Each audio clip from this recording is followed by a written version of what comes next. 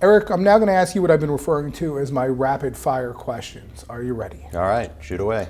Okay, Eric, when did you first know you wanted to be an attorney? I think when I was in 11th grade, we did an exercise where various students were defending Charles I, and I was one of the defense attorneys defending Charles I, and there were prosecutors on the other side, and I was the only 11th grade student who got Charles I off from having his head chopped off, and I think I decided at that point that I wanted to be a lawyer. We had a radically different 11th grade experience. Eric, do you have a favorite attorney or group of attorneys to litigate against?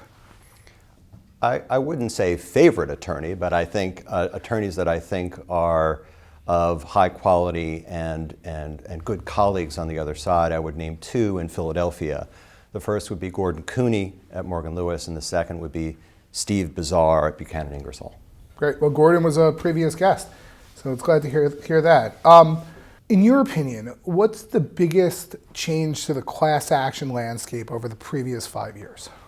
I think it's the more rigorous standards that are being applied to the expert work in class cases and the front loading of that work in cases. What's your favorite legal movie? I would say The Verdict. Popular answer, believe it or not. It was one of my favorite movies of all time. Well, that leads me to my next question. Paul Newman's closing argument in that movie was great. I had an evidence class where the professor showed that closing argument as part of an evidence lesson. That's cool. Yeah. I had an evidence class where we watched My Cousin Vinny. Yeah, I did too. Did you? Which is another great legal movie. So what is your favorite non-legal movie? I would say two. I would say Crimes and Misdemeanors and Pulp Fiction. Is there any particular book that you choose to gift?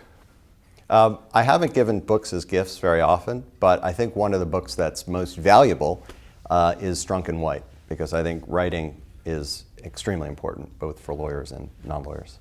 What was your least favorite law school class? I would have to say tax, which I missed. I had it on Thursdays, second semester, third year, and I would skip it because it was my only class on Thursday. I had no classes on Friday, and I would come to Philadelphia every weekend. Very nice. Very nice. See the woman who became my wife. So tax led me to my current life. Which is a worse case for the plaintiff's bar? Carrera, Concepcion, or Dukes? I would say Concepcion. Again, a popular answer. Is there a particular legal nonprofit that you consider eminently worthy? I'd say there are two. I sit on the boards of both of them. The first would be Public Justice. I'm on the board of Public Justice. It's a great organization, does great work. And American Antitrust Institute. I sit on the board of the American Antitrust Institute, and it also does great work in the antitrust arena. Great. Would you advise the next generation, your children, for instance, to go to law school? I think it depends on whether they really want to be lawyers. I think a lot of people go to college and then decide they don't know what they want to do, so they go to law school, and I think that's a mistake. But I do think if someone really wants to be a lawyer, then it's a great profession, and they should do it. But again, you have to decide you want to do what lawyers do. Sure. In your opinion, what's the most beautiful courthouse in the United States? What I would say is it's not the Third Circuit in Philadelphia. That's what I would say. There are lots of beautiful courthouses, but not the Third Circuit in Philadelphia.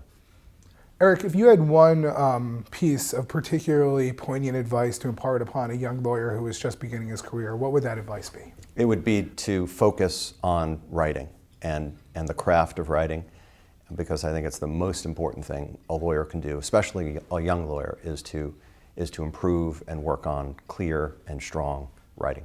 Great. Thank you so much for joining us. Great. Thanks for having me.